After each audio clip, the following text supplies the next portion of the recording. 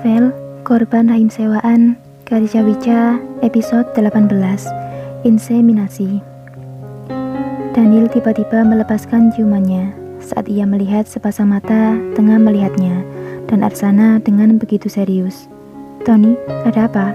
kata Daniel ringan, seakan tidak terjadi apapun di sana. Karena sapaan Daniel yang tiba-tiba itu malah membuat Tony terbata menjawabnya.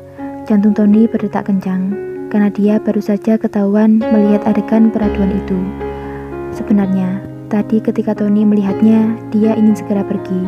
Tapi entah kenapa, matanya ingin berpaling, tapi hati dan tubuhnya enggan untuk pergi. Karena ia seperti menonton langsung adegan film-film romantis yang diperankan oleh sepasang Romeo dan Juliet dengan tubuh dan wajah yang sama-sama sempurna. Maaf, itu..." Tony sampai gelagapan menjawabnya. "Hei, sejak kapan kau berdiri di sana? Tidak sopan sekali." Arsana menjawab dengan nada ketusnya. "Ada apa, Tony? Katakanlah." Daniel masih santai. Bahkan kini ia membelai rambut Arsana yang hitam dan lurus itu. "Itu Tuan, maaf, saya tidak sengaja. Prosesnya akan segera dimulai." "Sayang, dia mengintip kita." Arsana mengadu pada Daniel. Padahal sudah jelas Daniel juga mengetahuinya. "Biarkanlah sayang, dia pasti tak sengaja," kata Daniel sambil mencium kening Arsana. "Ya sudah, kau ke sana saja dulu. Kami akan segera menyusulmu." "Baik, Tuan," jawab Tony cepat, dan ia segera berlari kecil, takut terkena omelan Arsana lagi.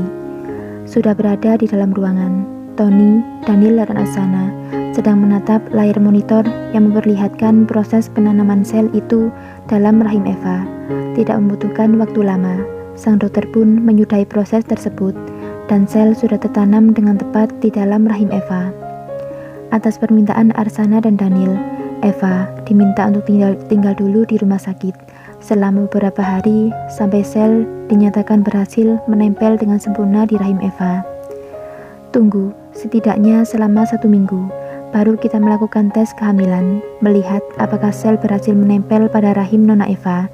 Jika sel berhasil menempel di sana, maka akan ditandai dengan naiknya hormon HCG dalam darah dan urin Nona Eva, serta munculnya beberapa tanda kehamilan yang akan dirasakan langsung oleh Nona Eva.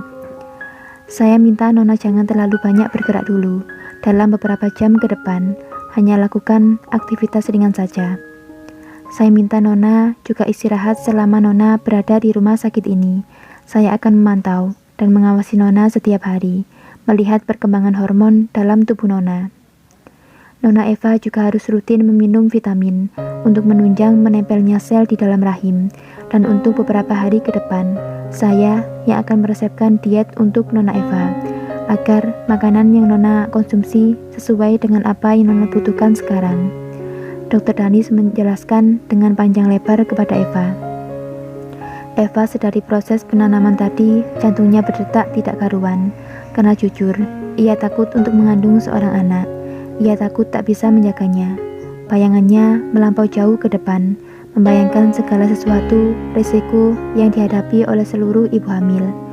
"Bisakah aku menjalani semua ini? Ayah, Ibu, maafkan aku yang tak jujur pada kalian. Doakan segala usahaku berhasil, dan hidup kita akan berubah nanti. Aku janji itu," batin Eva dengan hati yang menciut. Eva terlihat mengangguk sambil tersenyum yang dipaksakan.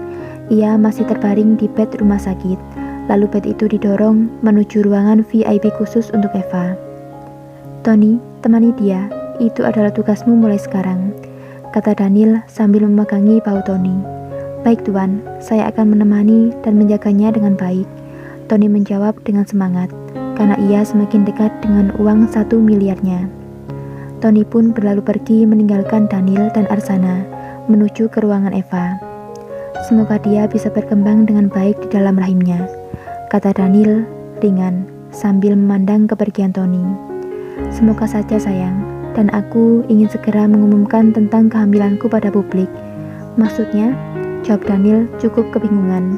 "Ya, setelah nanti gadis itu dinyatakan hamil, aku juga akan mengumumkan bahwa aku hamil kepada publik lewat konversi pers, agar setelah anak kita lahir nanti, publik tetap tahu bahwa dia anak kandung kita."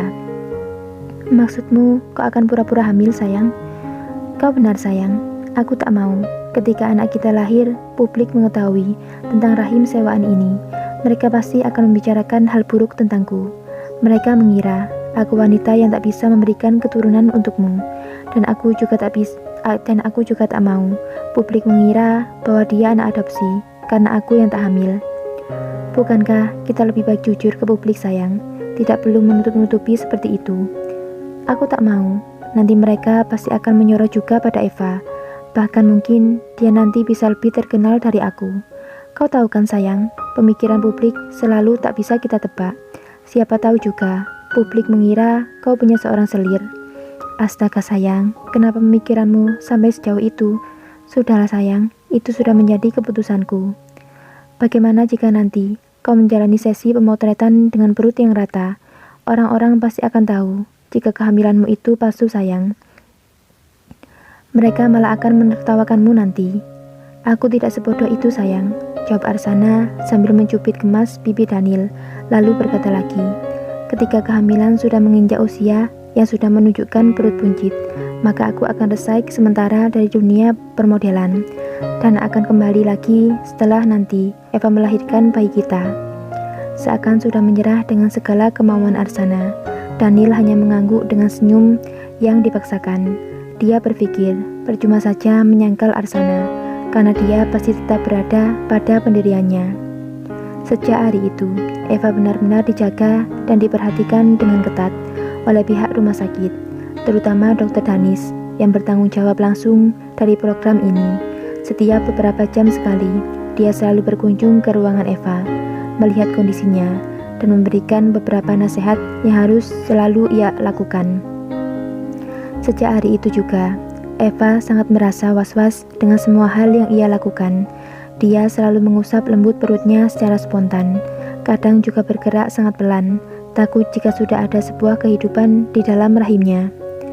Akibat memikirkan berbagai macam hal yang akan dijalaninya mulai hari itu, juga memikirkan banyak peraturan ketat yang harus dia lakukan.